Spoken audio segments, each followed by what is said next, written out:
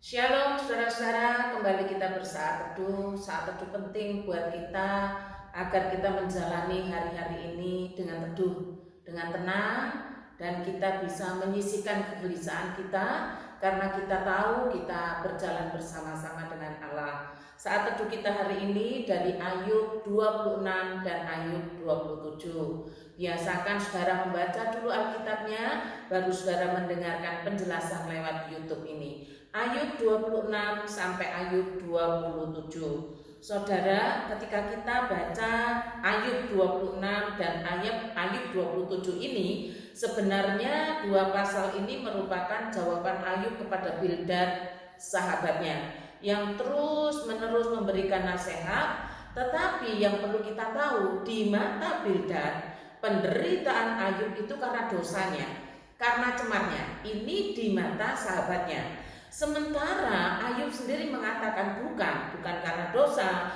bukan karena kecemaran, bukan karena kesalahan. Nah, Ayub mengatakan begini saudara di dalam bagian pasal ini. Aku sama sekali tidak membenarkan kamu. Artinya sahabat-sahabatnya itu. Sampai binasa aku tetap mempertahankan bahwa aku tidak bersalah. Dalam terjemahan yang lain, jadi tak mau aku mengatakan bahwa kamu benar. Sampai mati pun ku pertahankan bahwa aku tak cemar. Ini perkataan Ayub yang disampaikan kepada sahabatnya yang menuduh penderitaannya itu karena dia berdosa, karena dia cemar. Sementara di pihak kita, karena kita sudah membaca Ayub 1 sampai selesai, bahkan membacanya berulang-ulang, kita juga tahu pasti bahwa penderitaan Ayub ini bukan karena dosa, bukan karena kecemaran yang dia lakukan, bukan karena itu, tetapi karena iblis. Nah, ini dia saudara ya. Iblis punya pandangan, iblis punya pendapat yang disampaikan kepada Allah bahwa kesalahan Ayub itu terjadi karena Ayub kaya.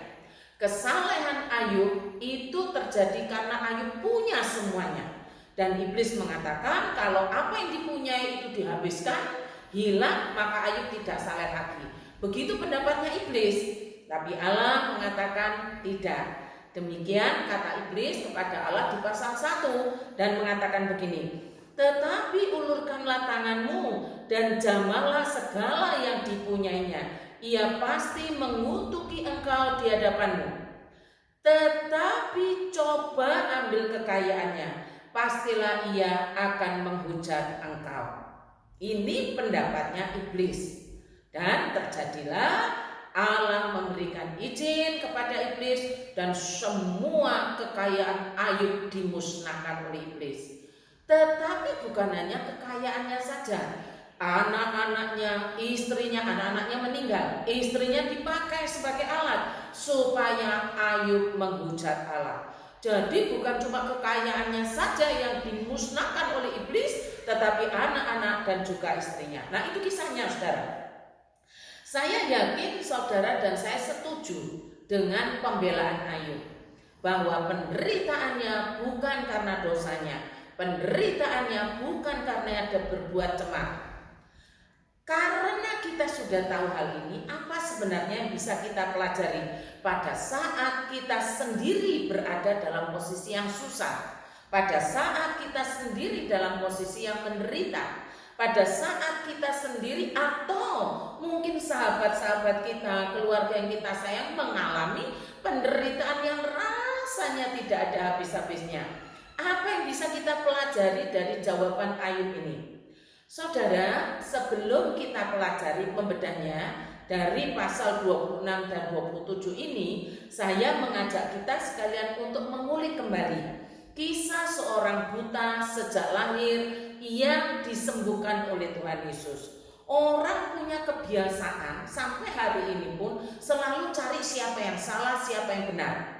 Oh, dosa orang tuanya, oh dosanya dia sendiri, termasuk orang buta yang sejak lahir ini. Murid-murid Tuhan Yesus pun mengatakan kepada Tuhan Yesus, dosa siapa ini? Dosa orang tuanya atau dosa orang ini sendiri? Murid-muridnya berkata begini.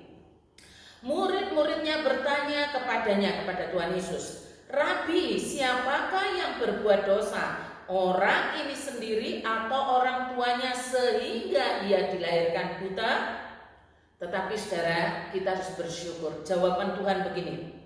Jawab Yesus, bukan dia dan bukan juga orang tuanya, tetapi karena pekerjaan-pekerjaan Allah harus dinyatakan di dalam dia.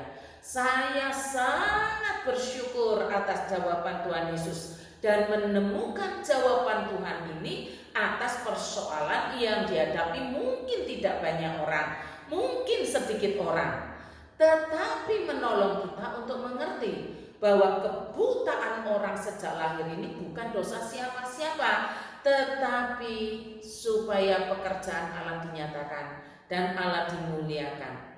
Nah, Tuhan mereformasi kebiasaan yang keliru. Persoalan selalu dicari siapa benar, siapa salah, siapa berdosa, siapa cemar.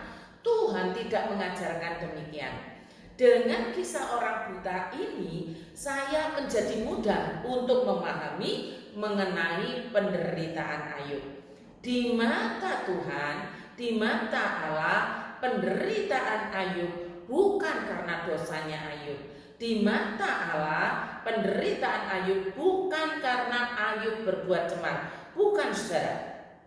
Dengan demikian, mari mulai sekarang kita mengubah pandangan kita yang biasanya selalu menyalahkan, cari dosa siapa, cari siapa ini, gara-gara siapa ini, dosa dia, dosa orang tua, dosa suami, dosa istri.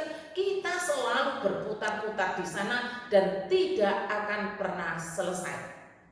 Tuhan ngajari kita untuk memakai pandangan Allah. Apa yang terjadi dengan kesusahan kita, apa yang terjadi dengan penderitaan kita, penderitaan orang-orang kita kasihi, kesusahan orang-orang kita kasih, pakai pandangan Allah. Jangan terus berputar-putar di dalam pandangan kita. Bisa jadi penderitaan itu, kesusahan itu, pekerjaan Allah dinyatakan melalui kita, melalui mereka yang kita kasih, yang mengalami kesusahan itu. Bisa jadi demikian. Sehingga apa? Kita menemukan kelegaan. Apapun yang terjadi, seberat apapun penderitaan kita, kita tidak akan beralih. Kalau dulunya saleh karena penderitaan, tidak saleh lagi. Tidak demikian. Kenapa? Pakai pandangan Allah. Siapa tahu melalui penderitaan itu pekerjaan Allah dinyatakan di dalam kita. Kalau dulunya kita begitu mengasihi Tuhan, tetapi karena penderitaan itu kita jadi membenci Tuhan, jadi mengutuk Tuhan. Kenapa? Karena pakai pandangan kita sendiri, kita mengeluh sendiri. Mari sekarang berubah, memakai pandangan Allah, sehingga tidak mengubah kasih kita, tidak mengubah cinta kita kepada Allah. Bahkan kita tidak akan pernah mau mengutuki Allah, sekalipun hal pahit, hal susah kita alami atau dialami orang-orang yang kita cintai. Kita tidak akan tergoda untuk meninggalkan kesalehan. Kita tidak akan tergoda untuk meninggalkan ketaatan kita di hadapan Allah. Kenapa? Karena kita mau memakai pandangan Allah atas penderitaan, atas kesusahan yang kita alami. Mengapa saudara kita memakai pandangan Allah dan bukan lagi memakai pandangan manusia?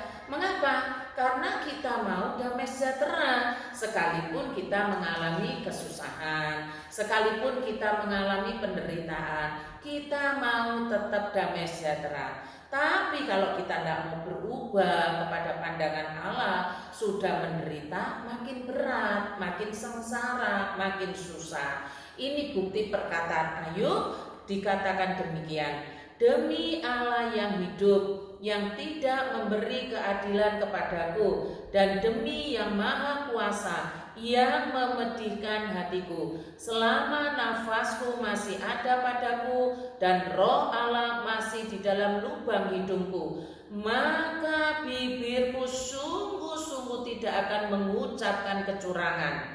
Ini karena pakai pandangan Allah, walaupun Ayub belum tahu pada waktu itu.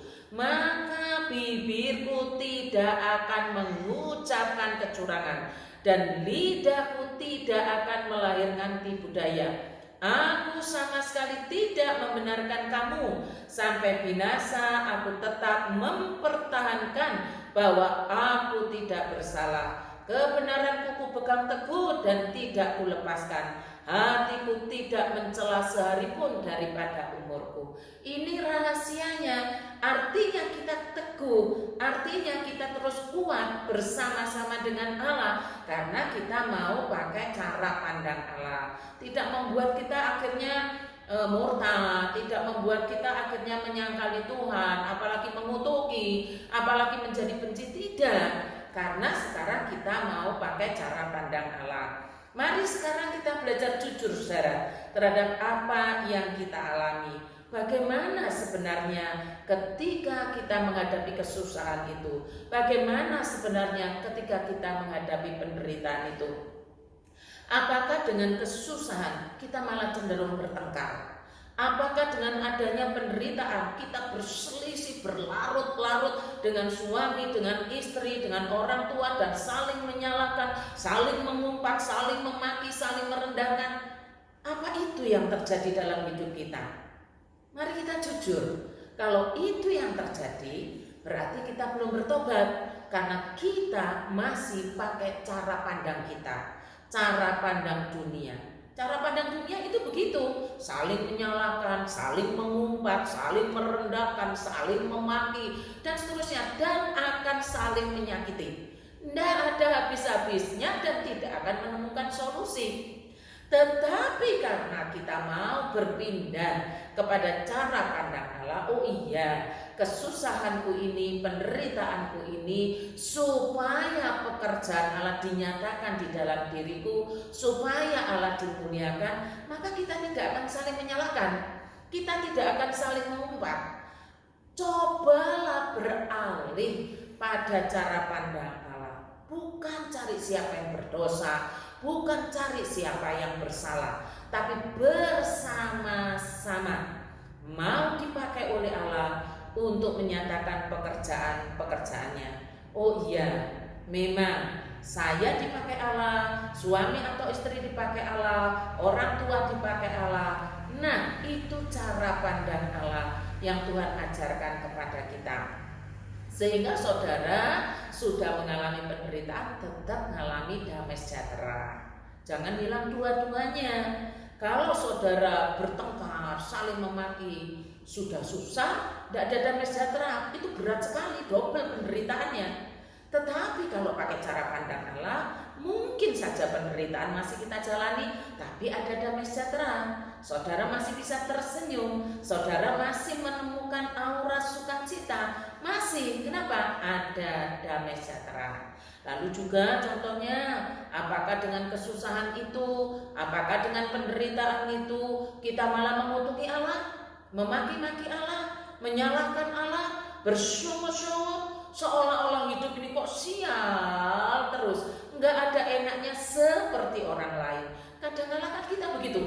Lalu berpikir, wah ini jangan-jangan ada orang jahat yang ngerjain ini jangan-jangan ada orang yang buat sial ini jangan-jangan ada orang yang benci, yang nyantet, dan seterusnya dan seterusnya.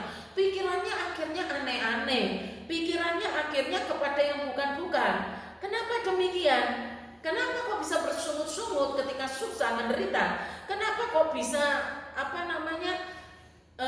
akhirnya menyalahkan Tuhan? Kenapa?